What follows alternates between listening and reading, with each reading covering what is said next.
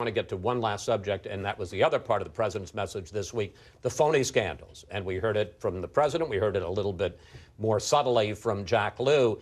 Do you think that the president really thinks he can make Benghazi and the IRS and the snooping and spying on reporters and the American people go away, Britt? No, I don't. I think it may help him with his base in some way to belittle these cases as phony.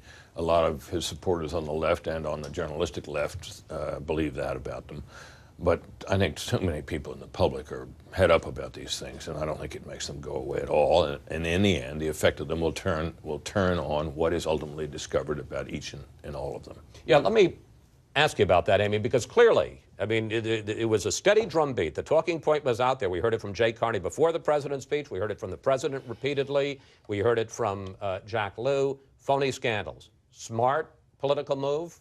And what's the thinking behind it? It's a smart political move because it takes the focus off of the actual event and focuses on the question of, is this a scandal or is this not a scandal, not on what actually happened. And the tactics of Republicans. Right, and the tactics of the Republicans, exactly. And look, Republicans, where their approval ratings are right now, it's hard to believe they could go lower, but they have continued to try. Nina?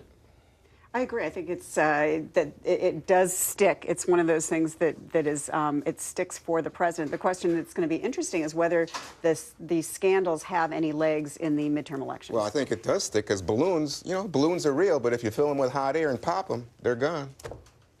We'll have to think about that. Thank you, panel. Deep. See you next week. That's deep. Remember, our discussion continues, and we'll continue that discussion every Sunday on Panel Plus. You can find it here on our website, foxnewssunday.com, and make sure to follow us on Twitter @Fox News Sunday.